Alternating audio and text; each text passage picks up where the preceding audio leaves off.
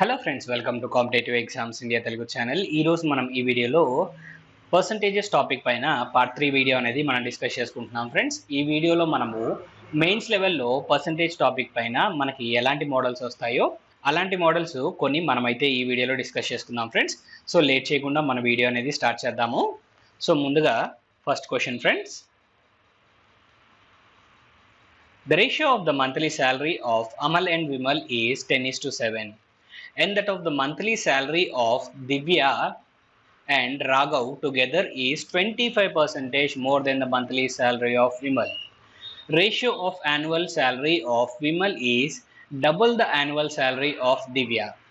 If the average monthly salary of Amal and Divya is 10,800, then find the difference between annual salary of Amal and Raghav. ఏమన్నా అర్థమైందా friends మనకి question అనేది? So mains లెవెల్లో individual questions, that means single attempts ఇస్తే ఈ విధంగానే ఉంటాయి friends. So ఎక్కడా స్కిప్ చేయకుండా మీరు చివరి వరకు అయితే చూడండి. మీకు సింపుల్గా మనం మెయిన్స్ లెవెల్ క్వశ్చన్స్ కూడా ఎలా సాల్వ్ చేయొచ్చో మీకైతే నేర్పిస్తాను. సో కొంచెం మెయిన్స్ లెవెల్ క్వశ్చన్స్ కాబట్టి కొంచెం స్టాండర్డ్గానే ఉంటాయి, కానీ సింపుల్గా ఎలా అప్రోచ్ అనేది ఉండాలో నేను మీకైతే నేర్పిస్తాను. మన అప్రోచ్ వల్ల ఎంత పెద్ద కాంప్లికేటెడ్ క్వశ్చన్ అయినా సింపుల్గా ఎలా మారుతుందో ఇక్కడైతే మీరు గమనించవచ్చు. సో మనం లేట్ చేయకుండా క్వశ్చన్ని ఎక్స్ప్లెయిన్ చేసుకుంటూ మనమైతే సాల్వ్ చేద్దాం ఫ్రెండ్స్. సో ఇక్కడ చూడండి, మనకి ఇనిషియల్గా మనకి ఏమైనా ఇన్ఫర్మేషన్ పాస్ చేశాడు ఇక్కడ, జస్ట్ ఆ ఇన్ఫర్మేషన్ వరకే మనం మాట్లాడుకుందాం. సో ఇక్కడ అమల్ అండ్ విమల్ యొక్క శాలరీస్ రేషియో మనకేమని చెప్పాడు ఫ్రెండ్స్? 10:7గా చెప్పాడు. సో నెక్స్ట్ మనకేమని మాట్లాడాడు? Monthly salary of Divya and Raghav together is 25% more than the monthly salary of Vimal. So Divya plus Raghav salaries విమల్తో కంపేర్ చేసినప్పుడు ఎంత ఉంటాయి అన్నాడు? 25% మోర్ అన్నాడు. 25%కి ఈక్వలెంట్ ఫ్రాక్షన్ వాల్యూ ఏంటి ఫ్రెండ్స్? మనకి 1/4. అంటే ఇక్కడ 25% మోర్ అన్నాడు కాబట్టి విమల్ 4 పార్ట్స్ ఉంటే దివ్య అండ్ రాఘవ్ ఇద్దరు కలిసి మనకి 5 పార్ట్స్ ఉంటారు ఫ్రెండ్స్. 25% మోర్ అన్నాడు కాబట్టి 25కి ఈక్వలెంట్ ఫ్రాక్షన్ వాల్యూ 1/4. సో మోర్ అన్నాడు కాబట్టి 4 + 1 5. ఓకేనా? That means Divya and Raghav 5 parts ఉంటే విమల్ ఒక్కడే 4 పార్ట్స్ ఉంటాడు. అండ్ నెక్స్ట్ ఇంకా మనకేం చెప్పాడు? Ratio of the annual salary of Vimal is double the annual salary of Divya. Vimal salary and Divya శాలరీని కంపేర్ చేసినప్పుడు విమల్ శాలరీ ఎంత ఉంటుంది అన్నాడు? డబల్ ఉంటుందంట. అంటే విమల్ అండ్ దివ్య 2:1 రేషియోలో ఉంటారు. If the average monthly salary of Amal and Divya is 10,800, find the difference between Amal and Raghav. So average salary Amal and Divya వచ్చేటప్పటికి 10,800 చెప్తే టోటల్ మనకేమవుతుంది ఫ్రెండ్స్? ఇక్కడ 21,600 కదా. యావరేజ్ 10,800 అంటే టోటల్ మనకి 21,600 అవుతుంది. ఓకే, ఇచ్చిన డేటా అంతా ఇది. ఈ డేటాని బేస్ చేసుకొని మనం ప్రాబ్లమ్ సాల్వ్ చేయాలి. సో ఇప్పుడు మనకి విమల్కి సంబంధించిన డేటా అనేది 2 టైమ్స్ ఉంది కాబట్టి విమల్ దగ్గర నుంచి స్టార్ట్ చేద్దాం. విమల్ ఇనిషియల్గా 7 పార్ట్స్ ఉన్నాడు, కానీ దివ్యతో కంపేర్ చేసినప్పుడు 2 పార్ట్స్ ఉన్నాడు. అంటే దివ్య ఎగ్జాక్ట్గా విమల్లో హాఫే కదా ఉండేది. అంటే దివ్యాని మనం డైరెక్ట్గా 3.5గా తీసుకోవచ్చా?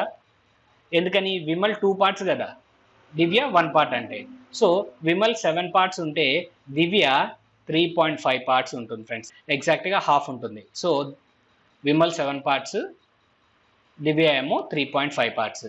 ఓకేనా? అయితే దివ్య 3.5 ఉంది కాబట్టి ఇక్కడ రాఘవ్ని 1.5 డైరెక్ట్గా తీసుకోవచ్చా అంటే తీసుకోలేము. ఎందుకని? విమల్ 4 పార్ట్స్ ఉన్నప్పుడు రాఘవ్, దివ్య అండ్ రాఘవ్ 5 పార్ట్స్. కానీ డైరెక్ట్గా ఈ రెండిటికి రిలేషన్ అనేది లేదు ఫ్రెండ్స్, ఇది గుర్తుపెట్టుకోండి. సో అలా డైరెక్ట్గా మనం తీసుకోలేము. మరి ఇక్కడ 3.5 ఎందుకు డైరెక్ట్గా తీసుకున్నారు అంటే విమల్ని కంపేర్ చేసి, విమల్ అండ్ దివ్యాని డైరెక్ట్గా కంపేర్ చేసి మాట్లాడాడు కాబట్టి విమల్ 7 పార్ట్స్ అనుకుంటే దివ్య 3.5 పార్ట్స్గా మనం ఇక్కడ డైరెక్ట్గా తీసుకోవచ్చు. ఓకేనా? అందుకే మనం ఇలా తీసుకున్నాం. నెక్స్ట్ ఇప్పుడు మనము రాఘవ్ని ఫైండ్ అవుట్ చేద్దాం. ఎందుకని దివ్య ఆల్రెడీ తెలుసు కాబట్టి రాఘవ్ని ఈజీగా ఫైండ్ అవుట్ చేయొచ్చు. సో అది ఎలాగో చూద్దాం ఫ్రెండ్స్. సో విమల్తో కంపేర్ చేసినప్పుడు దివ్య అండ్ రాఘవ్ ఎన్ని పార్ట్స్ ఉన్నారు? 5 పార్ట్స్ ఉన్నారు. అంటే విమల్ 4 పార్ట్స్ అయితే దివ్య అండ్ రాఘవ్ 5 పార్ట్స్. సో ఇప్పుడు మనం ఏం చేయొచ్చు, విమల్ యాక్చువల్గా ఫస్ట్ స్టేట్మెంట్ ప్రకారం ఎన్ని పార్ట్స్ ఉన్నాడు? 7 పార్ట్స్ ఉన్నాడు. ఈ 7 పార్ట్స్ ప్రకారమే మనము దివ్యాను కూడా 3.5గా కన్సిడర్ చేసాం కాబట్టి వీటిని బేస్ చేసుకొని మనం ప్రాబ్లమ్ సాల్వ్ చేద్దాం. సో ఇప్పుడు 4 పార్ట్స్ అంటే వాల్యూ 7 ఫ్రెండ్స్. ఎందుకని ఇక్కడ కంపేర్ చేసి మాట్లాడాడు. ఈ 4 పార్ట్స్ అంటే యాక్చువల్గా 7 పార్ట్స్కి ఈక్వల్. సో మరి 5 పార్ట్స్ ఎంతో మనం వాల్యూ ఫైండ్ అవుట్ చేయాలి. సో కనుక్కోవాల్సింది న్యూమరేటర్, తెలిసింది డినామినేటర్ ఇంటూ 7 ఫ్రెండ్స్. 7 5 టైమ్స్ 35 అవుతుంది divided by 4. 4 8 times 32, 4 7 times 28, 4 5 times 20. That means 8.75 అనేది మనకి ఇక్కడ టోటల్ 5 పార్ట్స్ అంటే మనకు వాల్యూ వస్తుంది ఫ్రెండ్స్. టోటల్ 5 పార్ట్స్ అంటే 8.75 అనేది ఇనిషియల్ రేషియోని బేస్ చేసుకొని మనం ఫైండ్ అవుట్ చేసాం.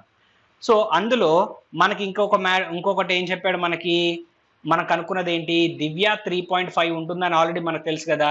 ఆ దివ్యని మనం ఇక్కడ సబ్ట్రాక్ట్ చేస్తే మిగిలింది ఎవరవుతారు? టోటల్లో నుంచి మనం దివ్యాన్ని తీస్తే వచ్చేది మనకి రాఘవ్కి ఈక్వల్ అవుతుంది.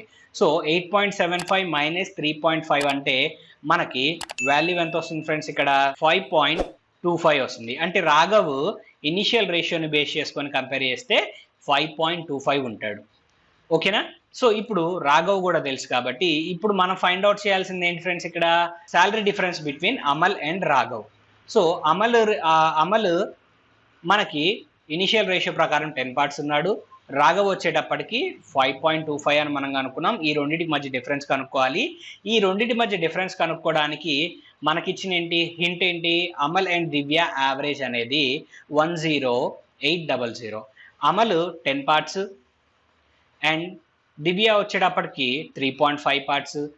10 ప్లస్ 3.5 అంటే వాల్యూ ఎంత ఫ్రెండ్స్? 13.5 అవుతుంది. ఈ 13.5 వాల్యూ అనేది దేనికి సమానము రూపీస్లో? మనకి 21,600కి సమానం అవుతుంది. యావరేజ్ అనేది 10,800 అయితే టోటల్ 21,600 కదా. సో అందుకని ఇలా తీసుకున్నాం. సో 13.5 పార్ట్స్ వాల్యూ అనేది తెలుసు. మనం కనుక్కోవాల్సింది ఏంటి? Difference between annual salary of Amal and Raghav. Amal and రాఘవ్కి డిఫరెన్స్ ఎంత? అమల్ ఏమో 10 పార్ట్స్, రాఘవ్ ఏమో 5.25.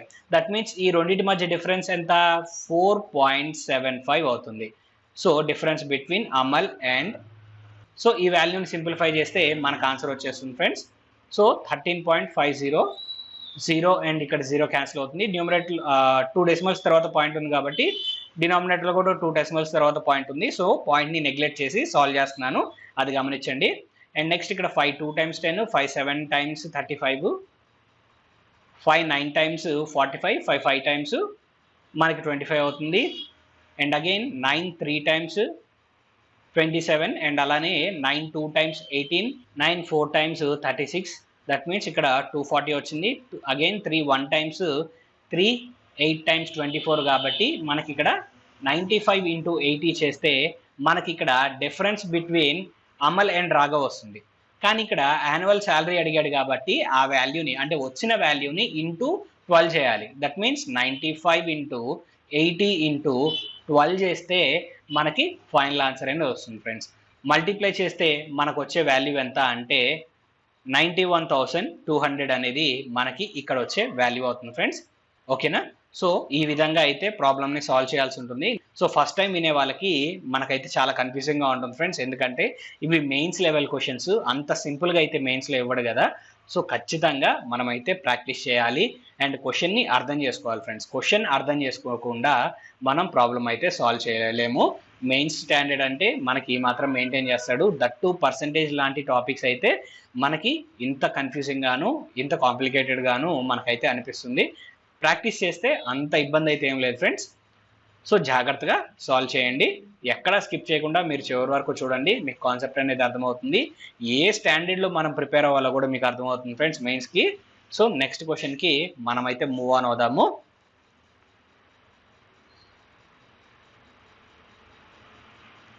Right friends, ratio of the number of male to female employees is in a company is 12:7. Newly 72 males and 69 female employees joined the company, and then now the number of female employees in the company is 62.5% of the number of males, then find the total number of employees in the company. So ఇనీషియల్గా ఆ కంపెనీలో ఎంతమంది ఉన్నారో మనం find out చేయాలి friends. So ఎంతమంది male and ఎంతమంది ఫీమేలో ఇక్కడ ముందుగా అయితే రేషియో ప్రకారంగా రాసుకుందాం. 12:7. సో 12:7 ఇనీషియల్గా మనము కంపెనీలో ఎంతమంది ఉన్నారో ఫైండ్ అవుట్ చేయాలి కాబట్టి ఇక్కడ ఒక లాజిక్ అనేది వర్కౌట్ అవుతుంది ఫ్రెండ్స్. ఆన్సర్ రావచ్చు రాకపోవచ్చు మనం చెప్పలేము. అదేంటి అన్నట్లయితే సో ఇనీషియల్గా టోటల్ ఎంప్లాయీస్ మనం ఫైండ్ అవుట్ చేయాలి కాబట్టి టోటల్ ఎంప్లాయీస్ 12+7 అవుతుంది. That means total 19 parts friends. So ఈ 19 అంటే ఈ ఇచ్చిన ఆప్షన్స్లో ఏది 19 మల్టిపులో అదే మన ఫైనల్ ఆన్సర్ అవుతుంది.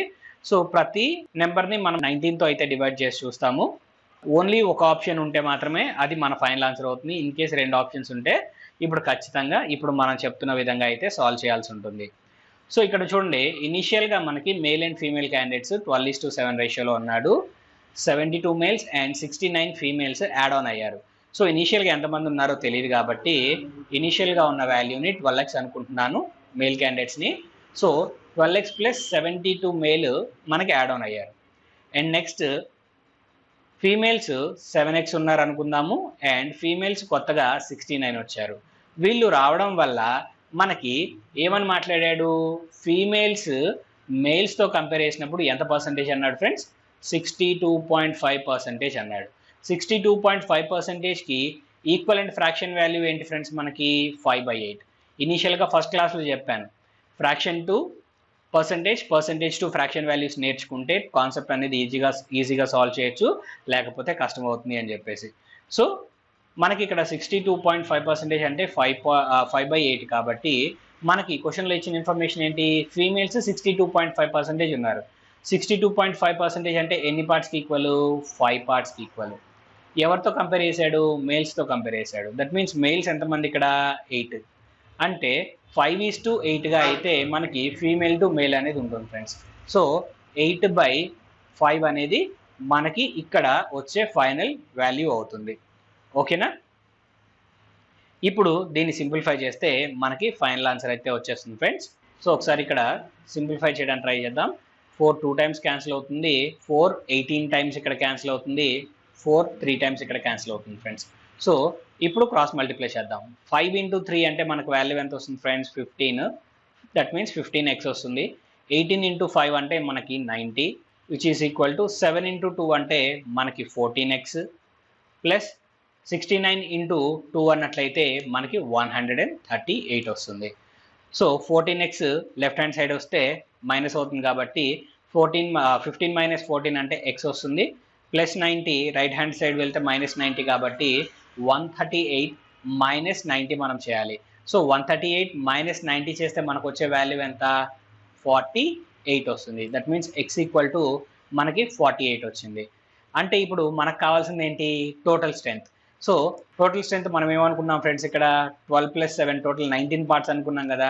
అంటే 19 × 48 చేస్తే మనకి ఇనిషియల్గా ఉన్న టోటల్ స్ట్రెంత్ అనేది మనకు వస్తుంది ఫ్రెండ్స్. 19 × 48 మనం చేద్దాము. 8 టైమ్స్ అంటే మనకు 72, యూనిట్స్ ప్లేస్లో 2 ఉండాలి. అలా 2 ఉన్నాయి కాబట్టి మనం నార్మల్గా క్యాలిక్యులేట్ చేయాలి, లేదా అదర్ క్లాస్ సింప్లిఫికేషన్ క్లాస్లో నేను చెప్పాను కదా, జస్ట్ 19ని 20 - 1గా కూడా అనుకొని మనం సాల్వ్ చేయొచ్చు. సో ఇప్పుడు 48 2 టైమ్స్ అంటే వాల్యూ ఎంత ఫ్రెండ్స్, ఇక్కడ మనకి 960 వస్తుంది. అందులో ఒక 48 మైనస్ చేయాలి. దట్ మీన్స్ 912 అనేది మన ఫైనల్ ఆన్సర్ ఫ్రెండ్స్. సో ఈ విధంగా అయితే మనం సింపుల్గా సాల్వ్ చేయొచ్చు. మీకు కాన్సెప్ట్ అనేది అర్థమవుతుంది అనుకుంటున్నాను ఫ్రెండ్స్. సో నెక్స్ట్ క్వశ్చన్కి అయితే మనం మూవ్ ఆన్ అవుదాము. ఇన్ కేస్ అర్థం కాకపోతే జస్ట్ ఒకసారి రిపీట్ చేయండి, ఈజీగా మీకైతే అర్థమవుతుంది. ఇది మరీ అంత హై స్టాండర్డ్లో అయితే లేదు, మోడరేట్ లెవెల్లో ఉంది. సో నెక్స్ట్ క్వశ్చన్కి మనం మూవ్ ఆన్ అవుదాం friends. Summer spend 25% of income on education, 50% of rest on food. The respective ratio of the amount spent by Summer on travel and his savings is 5:1, and his savings are approximately 5.2631% of his total income. Finally, he spends on shopping is 13,500. Find the difference between the amounts he spent on education and food. So ఇక్కడ చూడండి friends, ఒక person ఉన్నాడు సమర్ అని చెప్పేసి, తను 25% of income education పైన ఖర్చు చేసేసాడు. రిమైనింగ్ ఎంత ఉంటుంది ఫ్రెండ్స్? ఇక్కడ 75% ఉంటుంది. ఈ రిమైనింగ్ 75%లో 50%, ఎందుకని రెస్ట్ అని మాట్లాడాడు కాబట్టి రిమైనింగ్ మాత్రమే మనం కన్సిడర్ చేయాలి. ఈ రిమైనింగ్ 75% ఏదైతే ఉందో ఇందులో 50% దేనికి ఖర్చు పెట్టాడు? ఫుడ్ ఖర్చు పెట్టాడు. దట్ మీన్స్ 75%లో ఎగ్జాక్ట్గా హాఫ్ కదా, 50% అంటే. దట్ మీన్స్ 37.5% ఫుడ్ ఖర్చు పెట్టేశాడు. నెక్స్ట్ రేషియో చెప్పాడు ఫ్రెండ్స్. దేనికి రేషియో చెప్పాడు? మనకి ట్రావెల్ అండ్ సేవింగ్స్కి రేషియో చెప్పాడు. ఎలా ఉంది రేషియో? 5:1గా ఉంది. అయితే అందులో సేవింగ్స్ అనేది అప్రాక్సిమేట్గా టోటల్ ఇన్కంలో ఎంత పర్సంటేజ్? 5.2631% ఫ్రెండ్స్. అప్రాక్సిమేట్ అన్నాడు కాబట్టి మనము 5.26ని ఇక్కడ కన్సిడర్ చేద్దాం. దట్ మీన్స్ 1 పార్ట్ అనేది మనకి 5.26% అయితే 5 పార్ట్స్ ఏమవుతుంది ఫ్రెండ్స్? ఇక్కడ ఇంటూ 5 కదా. సో 5 times 25, 26 into 5 అన్నట్లయితే 130 అవుతుంది ఫ్రెండ్స్. దట్ మీన్స్ 1.3 అవుతుంది. సో 25 + 1.3 అంటే మనకి 26.3 అనేది మనకి ఇక్కడ ట్రావెల్కి ఖర్చు పెట్టిన పర్సంటేజ్ అవుతుంది ఫ్రెండ్స్. సో అన్ని వాల్యూస్ పర్సంటేజ్ రూపంలో తెలుసు, కానీ ఇక్కడ షాపింగ్కి సంబంధించి మనకి ఎంత పర్సంటేజ్ ఖర్చు పెట్టాడో తెలియదు ఫ్రెండ్స్. సో అది ఎలా కనుక్కుంటాము? టోటల్ ఇన్కమ్ 100 అనుకుంటే ఈ ఖర్చులన్నీ పోగా మిగిలింది ఏంటి? ఇక్కడ షాపింగ్కి సంబంధించిన వాల్యూవే కదా. సో ఇప్పుడు మనం టోటల్ ఎంతో ఫైండ్ అవుట్ చేద్దాం ఫ్రెండ్స్. 25 + 37.5 అండ్ నెక్స్ట్ ట్రావెల్కి 26.3 అండ్ సేవింగ్స్ 5.26. సో ఈ టోటల్ మొత్తాన్ని మనం యాడ్ చేద్దాం. సో టోటల్ మొత్తం మనం యాడ్ చేస్తే 94.06 వచ్చింది. దట్ మీన్స్ అప్రాక్సిమేటే కాబట్టి 94%గా మనం అయితే ట్రీట్ చేద్దాం ఫ్రెండ్స్. సో 94% ఈ ఎక్స్పెండిచర్స్ అన్నీ ఉంటే రిమైనింగ్ 6% ఏదైతే ఉందో ఈ 6% దేనికి ఖర్చు చేసినట్లు? షాపింగ్కే కదా ఫ్రెండ్స్ మనకి ఖర్చు చేసినట్టు. సో షాపింగ్ 6% అయితే అమౌంట్ రూపంలో మనకు ఎంత అని చెప్పాడు? 13,500 అని చెప్పాడు. అయితే ఇక్కడ మనం ఫైండ్ అవుట్ చేయాల్సింది ఏంటి? Difference between education and food. Difference between education and food మనకు ఎంత ఉంది? ఎడ్యుకేషన్ అండ్ ఫుడ్కి సంబంధించి డిఫరెన్స్ మనం గమనించినట్లయితే 12.5% ఈ రెండింటి మధ్య డిఫరెన్స్ ఉంది. సో కనుక్కోవాల్సింది న్యూమరేటర్, తెలిసిన value denominator into value friends 13500. So 6 1 times cancel అవుతుంది, 6 2 times 12 and again 6 2 times 12, 6 5 times 30 and ఇంకొక 0 ఉంటుంది ఫ్రెండ్స్. సో 12.5 into 2250 చేస్తే మనకు ఫైనల్ ఆన్సర్ వస్తుంది. సో మల్టిప్లై చేయడం 12.5తో కష్టం కాబట్టి 12.5కి ఈక్వలెంట్ ఫ్రాక్షన్ వాల్యూ ఏంటి? 1/8. దట్ మీన్స్ జస్ట్ 8తో డివైడ్ చేసి ఇంటూ 100 చేసినా మనకు అదే వాల్యూ వస్తుంది ఫ్రెండ్స్. సో నేనేం చేస్తున్నానంటే డైరెక్ట్ మల్టిప్లై చేయకుండా ఫ్రాక్షన్ని యూజ్ చేసుకొని సాల్వ్ చేస్తున్నాను. 8 2 times 16 అవుతుంది, 6 రిమైండర్ ఉంటుంది, 8 8 times 16, 8 1 times 8. So that means మనకి అప్రాక్సిమేట్గా 281 వచ్చింది. సో ఫైనల్ ఆన్సర్ కోసం మనం ఇంటూ 100 చేయాలి ఫ్రెండ్స్. ఇంటూ 100 చేస్తే మనకి 28,100 అప్రాక్సిమేట్గా వచ్చింది. సో 28,100కి నియర్ బైగా ఉన్న వాల్యూ ఏంటి? 28,500 ఫ్రెండ్స్. సో ఇదే మన ఫైనల్ ఆన్సర్. అప్రాక్సిమేట్గా వాల్యూస్ ఇచ్చాడు కాబట్టి నియర్ బైగా ఉన్న ఆన్సర్ అనేది మనం కన్సిడర్ చేసాము. సో మీకు మల్టిప్లై చేయడం కష్టంగా ఉంటే ఇలా ఫ్రాక్షన్ని యూజ్ చేసుకొని కూడా మనం సాల్వ్ చేయొచ్చు. సో 12.5కి ఈక్వలెంట్ ఫ్రాక్షన్ వాల్యూ 1/8 కాబట్టి 8తో డివైడ్ చేసి ఫైనల్ ఆన్సర్ కోసం ఇంటూ 100 అయితే మనం చేయాల్సి ఉంటుంది ఫ్రెండ్స్. నెక్స్ట్ క్వశ్చన్కి అయితే మనం మూవ్ ఆన్ అవుదాము. మెయిన్స్ లెవెల్ క్వశ్చన్స్ కదా, కొంచెం ఇలానే ఉంటుంది. 1కి 2 సార్లు విన్నారంటే మీకు ఈజీగా ఎలా సాల్వ్ చేయాలి ఏంటనేది ఐడియా వచ్చేస్తుంది ఫ్రెండ్స్. సో నెక్స్ట్ క్వశ్చన్కి మనం మూవ్ ఆన్ అవుదాం. The weight of an empty bucket is 25% of weight of the bucket when filled with some liquid. Some of the liquid has been removed, then the bucket along with the remaining liquid weighs 3/5 of the original weight. What percentage of the liquid has been removed? So ఈ క్వశ్చన్ని ఎలా solve చేయాలో చూద్దాం friends. So ఏం లేదు, ఏ స్టేట్మెంట్కి ఏదైతే ఒక statement చదువుతామో ఆ స్టేట్మెంట్కి సంబంధించిన ఇన్ఫర్మేషన్ రాసేసుకుంటే ఈజీగా సాల్వ్ చేయొచ్చు. క్వశ్చన్ మొత్తం చదివి మనము సాల్వ్ చేయాలి అంటే కన్ఫ్యూజ్ అయిపోతాము. ఒక స్టేట్మెంట్ చదివి ఆ స్టేట్మెంట్లో ఇన్ఫర్మేషన్ మనం రాసేసుకుందాం friends. Weight of empty bucket అన్నాడు. ఎంటీ బకెట్ మనకి ఎంత వెయిట్ ఉంటుంది? 25% of bucket with filled some liquid అన్నాడు. అంటే ఆ లిక్విడ్తో ఉన్నప్పుడు ఆ బకెట్ ఎంతైతే ఉంటుందో అందులో 25% ఎంటీ బకెట్ వెయిట్ ఉంటుందంట. 25% అంటే మనకు తెలిసిందే కదా, ఈక్వలెంట్ ఫ్రాక్షన్ వాల్యూ 1/4 అని. అంటే ఎంటీ బకెట్ 1 పార్ట్ ఉంటే లిక్విడ్తో పాటు ఉన్న బకెట్ అనేది మనకి 4 పార్ట్స్ ఉంటుందని అర్థం ఫ్రెండ్స్. అయితే నెక్స్ట్ ఇక్కడ మనకేంటి, ఇక్కడ some of the liquid has been removed. కొంత లిక్విడ్ తీశాడు, ఎంత తీశాడో తెలియదు. Then the bucket along with the remaining లిక్విడ్తో పాటు ఆ బకెట్ అనేది ఎంత వెయిట్ ఉందన్నాడు? 3/5 of the original weight. 3/5 of the original weight అన్నాడు. అంటే ఒరిజినల్ వెయిట్ 4 పార్ట్స్ ఉంటే అందులో 3/5 పార్ట్ మాత్రమే కొంత లిక్విడ్ తీసిన తర్వాత మనకి ఆ బకెట్ వెయిట్ ఉందన్నాడు. That means 4. ఇప్పుడు దీన్ని సింప్లిఫై చేస్తే మనకు వాల్యూ ఎంత వస్తుంది ఫ్రెండ్స్? 4 3 టైమ్స్ అంటే 12. 12 divided by 5. 5 1 times, 5 2 times 10, 5 4 times 8. That means 2.4 అనేది మనకి లిక్విడ్ తీసిన తర్వాత ఆ బకెట్ యొక్క వెయిట్ ఫ్రెండ్స్. సో బకెట్ యొక్క వెయిట్ లిక్విడ్ తీసిన తర్వాత 2.4 ఉంది. అందులో ఓన్లీ ఎంటీ బకెట్ వెయిట్ ఎన్ని పార్ట్స్ ఉంటుంది? 1 పార్ట్ ఉంటుంది కదా. అంటే ఇప్పుడు ఇనిషియల్గా మనకి లిక్విడ్ ఎన్ని పార్ట్స్ ఉన్నట్టు? 3 పార్ట్స్ ఉన్నట్టు ఫ్రెండ్స్. ఎందుకని? బకెట్ వెయిట్ 1 పార్ట్, టోటల్ లిక్విడ్తో కలుపుకొని బకెట్ వెయిట్ 4 పార్ట్స్ అంటే అందులో 3 పార్ట్స్ ఏమో లిక్విడ్ ఉంది. అలానే ఇక్కడ కూడా బకెట్ వెయిట్ 1 పార్ట్, లిక్విడ్తో కలుపుకొని బకెట్ వెయిట్ 2.4 ఉందంటే ఓన్లీ లిక్విడ్ మనకి ఎన్ని పార్ట్స్ ఉంటుంది?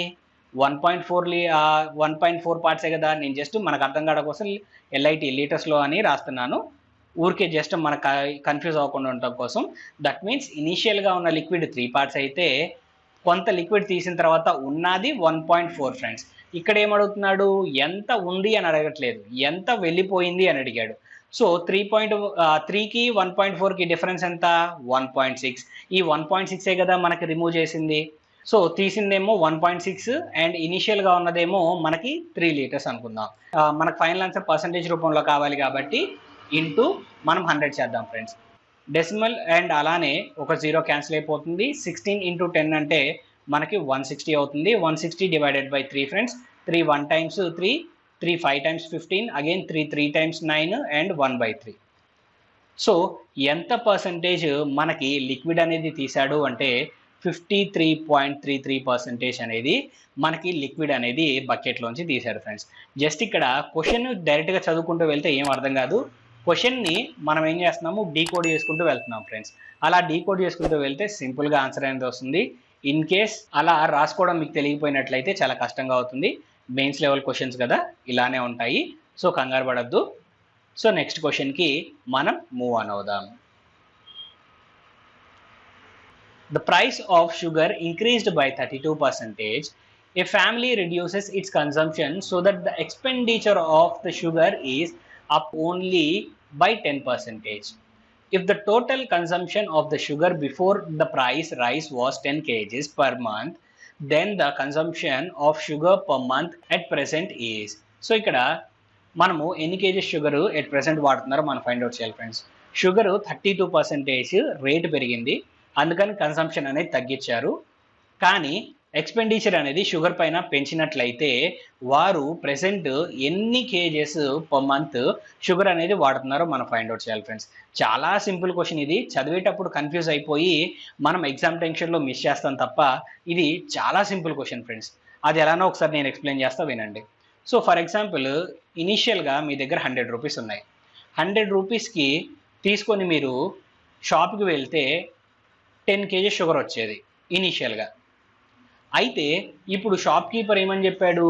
Sugar price 32% పెరిగిందన్నాడు. అంటే మీరు అదే 10 కేజెస్ మీరు కొనాలి అంటే 132 రూపీస్ మీరు పే చేస్తే కానీ సెకండ్ మంత్లో మీకు షుగర్ అనేది 10 kgs రాదు. కానీ అంత అమౌంట్ ఉందా, ఖర్చులు పెరిగాయి కదా కానీ జీతం పెరగదు కదా. అందుకని మీరేం చేశారు, నేను అంత అమౌంట్ పే చేయలేను, నా దగ్గర కేవలం 110 రూపాయలు మాత్రమే ఉన్నాయి, ఈ 110 రూపాయలకి ఎంత షుగర్ వస్తే అంత ఇవ్వండి అన్నారు. సో 110 రూపాయలకి ఎంత షుగర్ వస్తుందో అంతే కదా మనం వాడుకున్నట్టు. సో అదే కదా మనం ఫైండ్ అవుట్ చేయాలి. అంటే ఫైండ్ అవుట్ చేయాల్సింది ఏంటి, 110 రూపీస్కి ఎంత షుగర్ వస్తుందో అది మనం ఫైండ్ అవుట్ చేయాలి. కానీ 132 రూపీస్కి మనకి ఎంత షుగర్ వస్తుందో తెలుసు కదా. అంటే తెలిసిన వాల్యూ మనం ఏం చేస్తాం, డినామినేటర్లో రాస్తాం. ఆ వాల్యూ ఎంత, 10 kgs. సో 110కి ఎంత వస్తుందో ఫైండ్ అవుట్ చేయాలి, 132కి అయితే 10 kgs వస్తుందని మనకు తెలుసు. ఇంత సింపుల్ క్వశ్చన్ని మనము ఎగ్జామ్ టెన్షన్లో మనమైతే కన్ఫ్యూజ్ అయిపోయి రాంగ్ ఆన్సర్ పెట్టేసి వస్తాం ఫ్రెండ్స్. సో లెట్స్ మనము దీన్ని సింప్లిఫై చేద్దాము. 11 10 టైమ్స్ అండ్ 11 12 టైమ్స్ ఇక్కడ క్యాన్సిల్ అవుతుంది. 2 6 టైమ్స్, 2 5 టైమ్స్ ఇక్కడ cancel, 2 3 times, 2 5 times cancel, 5 5 times అంటే 25, 25/3 దట్ మీన్స్ 3 8 టైమ్స్ 24 అండ్ 1/3 ఉంటుంది ఫ్రెండ్స్. అంటే 8 1/3 kgs అనేవి మనకి ఫైనల్ ఆన్సర్ అవుతుంది. దట్ మీన్స్ ఎన్ని కేజీస్ కొంటున్నాము, 110 రూపీస్కి 8 1/3 kg అనేది మనం ఇక్కడ పర్ మంత్ యూస్ చేస్తున్నాం ఫ్రెండ్స్. 32% ప్రైస్ ఇంక్రీజ్ అవ్వడం వల్ల. ఓకేనా. సో నెక్స్ట్ క్వశ్చన్కి మనమైతే మూవ్ ఆన్ అవుదాం ఫ్రెండ్స్. మీకు లాజిక్ అనేది అర్థమైంది అనుకుంటున్నాను. సో నెక్స్ట్ క్వశ్చన్కి మనం మూవ్ ఆన్ అవుదాం. 1 by 1 ఇంకా స్టాండర్డ్ అనేది పెంచుకుంటూ వెళ్దాం ఫ్రెండ్స్. సో నెక్స్ట్ క్వశ్చన్కి మనం మూవ్ ఆన్ అయినట్లయితే, the charges for a 5-day trip by the tourist bus for one ticket and a half ticket are 1440, including of boarding charges, which are the same for full ticket and half ticket. The charges for the same trip for 2 tickets and 1 half ticket including of boarding charges are 2220 rupees. The fare of half ticket is 75% of full ticket. Find the fare and boarding charges separately for one full ticket. So ఇక్కడ charge and boarding charges రెండు ఉన్నాయి friends ఒక ticket ప్రైస్లో. అవి విడివిడిగా మనల్ని find out చేయమన్నాడు. ఇది కూడా చాలా సింపుల్ క్వశ్చనే, కాకపోతే ఇంత పెద్ద లెంతీ క్వశ్చన్ చూడగానే మనం ఎగ్జామ్లో స్కిప్ చేసి నెక్స్ట్ క్వశ్చన్కి అయితే మనం వెళ్ళిపోతూ ఉంటాము. అలా ప్రతి క్వశ్చన్ మనం స్కిప్ చేయాల్సిన అవసరం ఉండదు ఫ్రెండ్స్. జస్ట్ ఒకసారి క్వశ్చన్ చదివితే మనకు అక్కడ వెనుకున్న లాజిక్ ఏంటో అర్థమైపోతుంది. నేను ఇక్కడ ఏంటంటే ఫుల్ టికెట్ని ఎక్స్ గాను హాఫ్ టికెట్ని వై గాను అనుకుంటున్నాను. Full ticket and half ticket total price మనకేమని చెప్పాడు, 1440 చెప్పాడు. And second time 2 full tickets ఒక హాఫ్ టికెట్ కలిపి 2220 రూపీస్ పడుతుందని చెప్పాడు. ఓకేనా. సో ఇప్పుడు మనల్ని ఏం ఫైండ్ అవుట్ చేయమన్నాడు, ఓన్లీ ట్రావెలింగ్కి ఎంత పడుతుంది, బోర్డింగ్కి ఎంత పడుతుంది అనేది మనం ఫైండ్ అవుట్ చేయాలి, దట్టు ఫుల్ టికెట్ని బేస్ చేసుకొని. సో ఇక్కడ మనం గమనించినట్లయితే ఈ రెండింటి మధ్య డిఫరెన్స్ అనేది ఏమవుతుంది ఫ్రెండ్స్, ఇక్కడ కేవలం ఎక్స్ వాల్యూవే కదా. ఈ రెండింటి మధ్య డిఫరెన్స్ అనేది ఎంత ఉంది ఫ్రెండ్స్, మనకి 780 రూపీస్ ఉంది. దట్ మీన్స్ ఎక్స్ వాల్యూ మనకి 780 రూపీస్ ఫ్రెండ్స్. అంటే ఒక ఫుల్ టికెట్ వాల్యూ 780 రూపీస్. అయితే ఫేర్ అండ్ బోర్డింగ్ ఛార్జెస్కి డిఫరెన్స్ ఎలా ఫైండ్ అవుట్ చేయాలో చూద్దాం. క్వశ్చన్లో మనకి ఇక్కడ ఇంకొక హింట్ ఏమి ఇచ్చాడు, fair of half ticket is 75% of full ticket అన్నాడు. దట్ మీన్స్ మనము ఎలా రాసుకోవచ్చు, ఫుల్ టికెట్ 4 parts ఉంటే అండ్ హాఫ్ టికెట్ 3 parts ఉంటుందంట. ఇది కేవలం ఫేర్ అంటే ట్రావెలింగ్ ఎక్స్పెండిచర్స్కి మాత్రమే కంపేర్ చేసినప్పుడు 4:3గా ఉంటుంది. కానీ బోర్డింగ్ ఛార్జెస్ కంపేర్ చేసి ఈ వాల్యూ అనేది చెప్పలేదు. కానీ మనకి బోర్డింగ్ ఛార్జెస్ ఫుల్ టికెట్కైనా హాఫ్ టికెట్కైనా మనకేమని చెప్పాడు ఫ్రెండ్స్, ఇక్కడ క్వశ్చన్లో రెండు సమానం అనే కదా చెప్పింది. అంటే ఈ ప్రైస్ వాల్యూలో డిఫరెన్స్ ఏదైతే ఈ 1 part ఉందో ఈ 1 part దేన్ని బేస్ చేసుకొని వస్తుంది, కేవలం ఫేర్ని బేస్ చేసుకునే కదా మనకైతే వస్తుంది. అంటే ఇప్పుడు వై వాల్యూ ఎంతో తెలిస్తే ఎక్స్కి వైకి ఉన్న డిఫరెన్స్ వాల్యూ అనేది ఏమని చెప్పచ్చు, ఈ 1 partకి ఈక్వల్ అని చెప్పచ్చు కదా. దట్ మీన్స్ ఎక్స్ వాల్యూ 780 వచ్చింది కాబట్టి మనం వై వాల్యూ ఏమని చెప్పచ్చు, ఫస్ట్ ఈక్వేషన్ని బేస్ చేసుకొని 1440లోంచి 780 తీసేస్తే మనకు వచ్చే వాల్యూ ఎంత ఫ్రెండ్స్? అక్కడ 660 అవుతుంది. అవునా? 660 అవుతుంది. దట్ మీన్స్ ఈ రెండింటి మధ్య డిఫరెన్స్ రూపీస్లో మనకి ఎంత ఉంది ఫ్రెండ్స్? మనకి 120 రూపీస్ ఉంది. ఈ 120 రూపీస్ అనేది ఎందువల్ల వచ్చింది? కేవలం ఫేర్ యొక్క రేట్ అనేది 1 పార్ట్ ఎక్కువగా ఉండడం వల్ల ఫుల్ టికెట్కి. సో 1 పార్ట్ వాల్యూ మనకి ఇక్కడ ఏమని చెప్పచ్చు? 120 అని చెప్పచ్చు. దట్ మీన్స్ ఫేర్ అనేది ఫుల్ టికెట్కి ఫేర్ అనేది ఎంత ఉంటుంది ఫ్రెండ్స్? ఇక్కడ 120 ఇంటూ 4 చేస్తే సరిపోతుందా లేదా? సో 120 ఇంటూ 4 చేస్తే మనకు వాల్యూ ఎంత వస్తుంది ఫ్రెండ్స్? ఇక్కడ 480 రూపీస్ వస్తుంది. ఇదేంటిది? ఫుల్ టికెట్ యొక్క ఫేర్. మరి ఫుల్ టికెట్ యొక్క ఫేర్ 480 అయితే మనకి బోర్డింగ్ ఛార్జెస్ ఏమవుతాయి ఫ్రెండ్స్? ఇక్కడ 780 టోటల్ టికెట్ ప్రైస్, అందులో ఫేర్ ఏమో 480. అంటే 780 మైనస్ 480 అంటే మనకి వచ్చే వాల్యూ ఏమవుతుంది? 300 అవుతుంది. ఈ 300 దేనికోసం ఛార్జ్ చేశారు? బోర్డింగ్ కోసం మనకైతే ఛార్జ్ చేయడం జరిగింది. సో మనకు కనుక్కోవాల్సింది కూడా అవే కదా, బోర్డింగ్ అండ్ అలానే ఫేర్ యొక్క ఛార్జెస్ అనేవి సపరేట్గా ఫైండ్ అవుట్ చేయమన్నాడు. దట్ మీన్స్ ఆప్షన్ సి అనేది ఇక్కడ మన ఫైనల్ ఆన్సర్ ఫ్రెండ్స్. సో ఎలా సాల్వ్ చేస్తున్నానో అర్థమైంది కదా ఫ్రెండ్స్. ఎక్కడైనా మీకు అర్థం కాకపోయినట్లయితే జస్ట్ ఒక 10 సెకండ్లు వెనక్కి వెళ్ళి వినండి, మీకు క్లియర్గా అర్థమవుతుంది. ఓకేనా? నెక్స్ట్ క్వశ్చన్కి మనమైతే మూవ్ ఆన్ అవుదాం. Right friends. సో ఈ క్వశ్చన్ అయితే మీరు సాల్వ్ చేసి ఆన్సర్ కమెంట్ సెక్షన్లో కమెంట్ చేయడానికి నేను స్కిప్ చేస్తున్నాను ఫ్రెండ్స్. ఇన్ని ప్రాబ్లమ్స్ సాల్వ్ చేసిన తర్వాత ఒక మెయిన్ స్టాండర్డ్ ప్రాబ్లం అయినా కానీ మనం సాల్వ్ చేయకపోతే ఎలాగా? సో మీరు సాల్వ్ చేసి నాకు ఆన్సర్ అనేది కింద కమెంట్ సెక్షన్లో కమెంట్ చేయండి. సో నేనైతే ఇక్కడ అప్రాక్సిమేట్గానే ఆన్సర్ అనేది అడుగుతున్నాను. సో అప్రాక్సిమేట్గా మనకి ఆన్సర్ అనేది ఫైండ్ అవుట్ చేసి నాకు ఆన్సర్ కింద కమెంట్ సెక్షన్లో కమెంట్ చేయండి. ఈ వీడియో కనుక మీకు నచ్చినట్లయితే మీ ఫ్రెండ్స్కి షేర్ చేయడం మర్చిపోవద్దు. అండ్ అలానే ఈ వీడియోకి ఒక లైక్ ఇచ్చి మన ఛానల్ని సబ్స్క్రైబ్ చేసుకోండి. Thank you friends.